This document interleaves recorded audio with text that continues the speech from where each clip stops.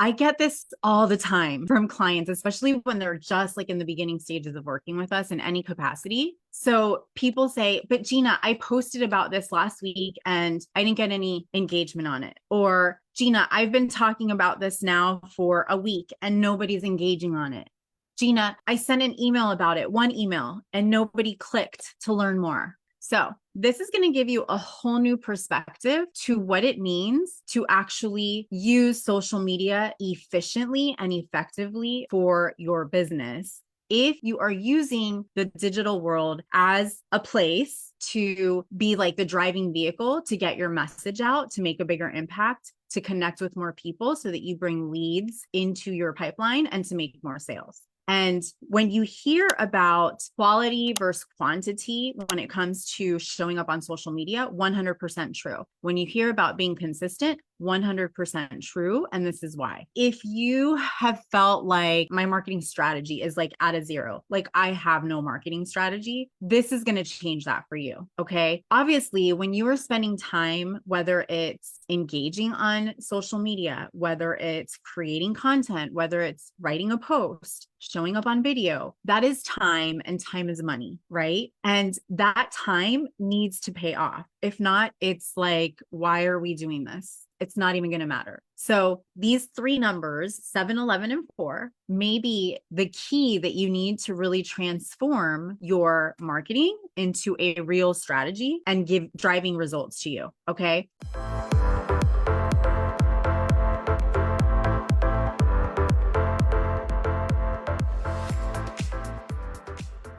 Let's first talk about why this 7-11-4 rule is crucial in today's marketplace online. And it's only going to get even stronger. So as you know, our attention span is super, super short, right? And there's just an overflux of what you may think is competition out there. It may feel like competition is fierce online, especially on social media, especially, on Instagram, on Facebook, on TikTok, and all of these places. So the 7-11-4 rule is essential because it emphasizes the importance of creating an engaging content strategy that drives your marketing efforts, that creates connections, that communicates with your ideal clients, with your audience, that activates them. And so I'm going to give you a few reasons why consumer behavior has evolved and why this is so important to really start to implement in your own business. So content consumption is way high, especially after COVID, right? People are spending more time online now, and not just like spending,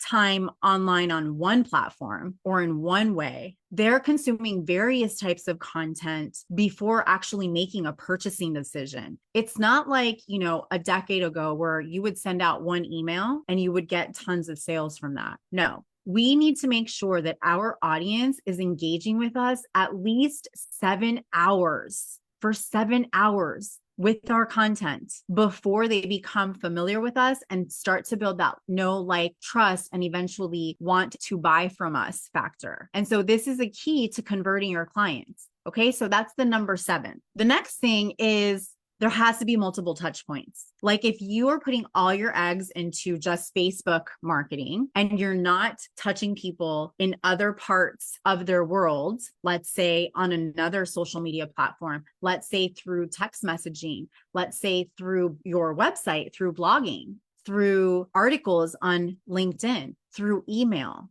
We need to be touching them in various touch points. And that's where the number 11 comes in. Honestly, it used to be like a frequency of 3 that your ideal client needed to see your message 3 times or hear your message 3 times before they actually would take some sort of action. Then it went up to 5, then 7. Now it's 11. And honestly, these are just averages because I have seen it where it's taken like 21 times. And it's really going to depend on your messaging, your offer. So there's other factors involved, and I'm just giving you some averages. But our audience, because there is this abundance of information available in all these different places, it's going to require us as business owners marketing our business to interact with our ideal clients in various places as well. This is the only way really that you're going to create and build that know, like, and trust factor. So if you think that just posting on Facebook, once a week or 3 times a week is going to generate you leads, connections, and then move those leads into sales, you're going to be on the struggle train for a long time. Eventually going to throw in the towel. You're going to be so frustrated and you're going to think that it's you, that nobody wants to buy from you. That's really not probably what's going on. What's probably going on is that you're just not showing up in enough places to create this omnipresence for yourself as a personal brand, for your business, for your expertise, for the solutions that you provide, and people aren't seeing you. Okay. And then the third number is the number 4, which means diversify the platforms. So be on at least 4 platforms. And I'm not being specific to 4 social media platforms. Okay. I'm talking about 4 different locations even. So one could be your email database. Another one could be Facebook. Another one could be your blog. Another one could be Pinterest, right? So you want to diversify. Now, if you're just getting started, I help you to figure out how to diversify in the most effective way so that you're not overwhelmed. Because here's what I know is that if you're not already using one platform consistently, there's no reason for you to be jumping around to another one and try to learn 2 at the same time. But there are platforms where you can use the same content on all of those platforms. Just to give you a really quick example, you could take your Facebook post and rewrite that into an email. And now you just put it in your email, rewrite it into an article. And now you have an article post for LinkedIn or maybe a blog post. So there's so many different ways to use your content on different platforms without recreating new content for each of those platforms. Okay. And that's really working smarter, not harder. All right. So the second reason why this rule is so crucial is because there is a difference between sales and marketing. And people confuse this so much. They think because they market themselves, they're going to get sales. And that's not how it works. So marketing is about attraction. It's attracting your potential customers and building the relationship with them through consistent and valuable content that's creating conversations with them, right? This is, creating awareness around you, around your message, around your solutions, and building interest. Now, sales is the process of converting those that are interacting with your marketing and moving them into a place where they're closer to saying yes to you, or maybe even no. That's okay too. I'd rather get a no than a maybe, right? Now, when you use the 7-11-4 rule, what you're doing is you are enhancing your marketing efforts, making your sales process a lot smoother. Because when you're consistent and you're nurturing your leads and you're building this experience and relationship with your audience, by the time it comes to making an offer, they're already heck yes. Or maybe now there's, objections that you can handle. Maybe it's just the money. They're not wondering why should they work with you? They already know because you've been building this anticipation with your content using the 7-11-4 rule. And then the third reason why this rule is so important now and then moving forward is because it's going to be more important than ever to be omnipresent, which I mentioned earlier. And this is having visibility and accessibility to you and multiple ways. So people aren't guessing where to find you. I'm going to give you a really good example. So I'm always looking at other people's content and I do snoop and I check people out and I want to know, are they really truly the expert that they claim that they are? And so I actually just bought a training to something because I saw a post organically. And then, so this person I've been following a while and I had already been on their email list, but I saw something new that they had put out. And then I was in my email and I happened to see an email with very similar messaging around that. And then I was over on LinkedIn and I saw an article and I was like, you know what, I'm going to just get this. So that's how it works. Okay. So it's kind of like a spider web that we want to really keep together, but also being omnipresent allows you to build trust and you're able to leverage different audiences too. So the audience and people's behaviors over on LinkedIn works differently than it does over on Facebook and even Instagram. Same thing with the audience over on Instagram, the behavior is a little different than what it is over on TikTok. So when you're omnipresent, you're able to leverage different audiences, but still your messaging can stay the same so that you're targeting the same ideal client in those other platforms. So let's talk about how you can implement this. Because you're probably okay, great, Gina, that's a lot. Now I need to know how exactly do I create 7 hours of content, 11 touch points am on 4 platforms. Okay. So I'm going to be very, very specific. Let's just say that you are a coach, any type of coach, but let's say you're a business coach. And obviously you can adjust this for your specific industry and your title. So the first thing you want to do is you want to get support to implement this. That would be the first thing that I would encourage you to do. And here's why, because we get laser focused on fundamentals. We help you create effective content. We help you with consistent lead generation. We help you to create a daily sales system, and you learn how to manage a pipeline, like how to move people from, I just connected, maybe in DMs, like, hello, I'm just starting a conversation, to, okay, now they're engaging a little bit more with me. They want one of my resources. Okay, now I need to, make an offer for them to get on a call with me. Okay, now I've made the offer. Now let me follow up to get them to say yes or no. Okay, so we help you with managing a pipeline. And so that would be the number one thing. The second thing is that then you got to get like laser focused on what your goal is to use the 7-11-4 method. Okay. So if you are going to be launching maybe a new offer in the next month, you want to know that. If you just want more leads, you want to know that. How are you going to get your leads into your funnel or pipeline or wherever it is that you're bringing them in? If you just want more exposure, more brand awareness, you need to know that. Okay. So we got to start with that. Like, what is really your goal? All right. How do we create 7 hours of content? It sounds like a lot, but it really is not. Okay. So 7 hours of engagement with your content. Number one is long form videos.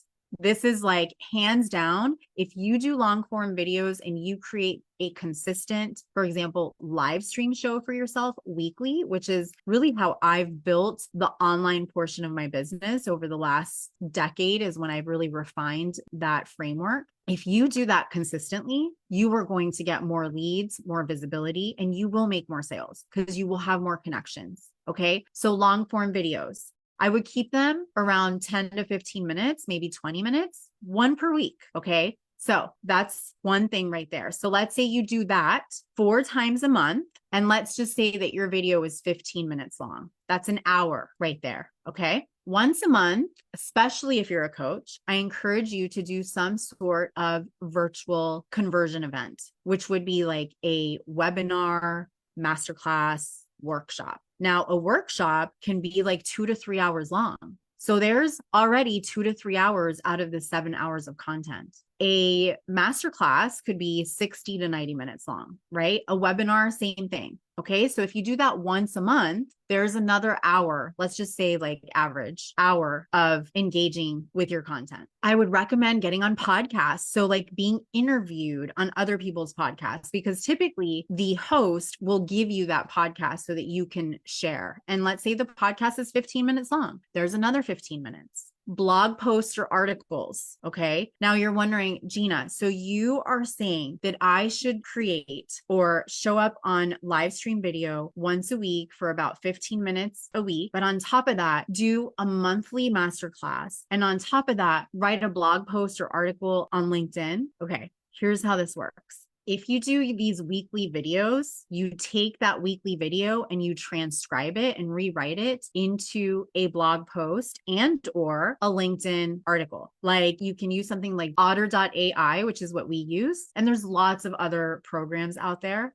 that are really inexpensive to do this, to transcribe your videos. Okay. Then put it into ChatGPT. Now, we're not going to get into the whole training on ChatGPT. There are some things you want to do to ChatGPT before you start working with it. You want to season it so it knows exactly who you are, what your services are about, the solutions that you provide, your ideal clients, their pain points. Like, there's a little bit of a formula to that, but you take that transcription, put it into ChatGPT and ask for it to rewrite it into a LinkedIn article and or rewrite this into a blog post with headlines and or rewrite this into a series of 3 emails. Okay. Now you're adding more hours of engaging content to your marketing strategy. And by the way, your messaging is staying cohesive and aligned, and it's not like all over the place. You're just repurposing that content in different formats so that you get to at least 7 hours of engaging content. The next part of this is the 11 touch points. So you want to achieve at least 11 interactions with your audience. That means like if I am in your audience, I want to have 11 touch points with you,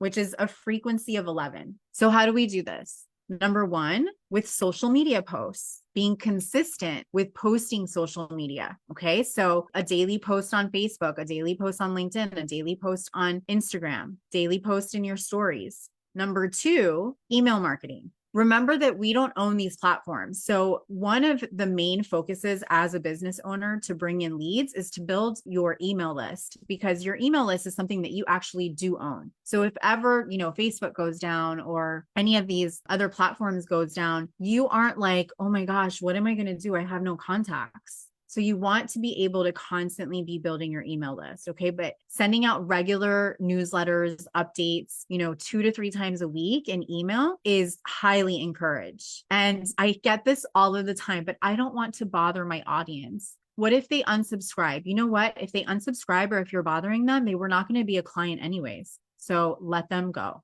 release them. There are billions of people in this world that you can serve. Okay. So don't be like so stuck on that. Instead, focus on those that actually do stick around for more and more and more from you. The third touch point is commenting and replying back to your audience, sending DMs. A fourth touch point is hosting a live Q&A session. Fifth way, client testimonials, case studies. So, post a video testimonial from a client. That is another touch point that your audience can have with you. Number 6, interactive content like polls, quizzes, things like that, where people are engaging back and forth. I love to do what we call activation posts, hand raising posts, right? So those are great too, because they help with getting that interaction and activating your audience so that you start this like back and forth banter. Giveaways and contests are another way to create touch points and really to like boost touch points, because people love free stuff, free resources, your lead magnets, follow-up emails.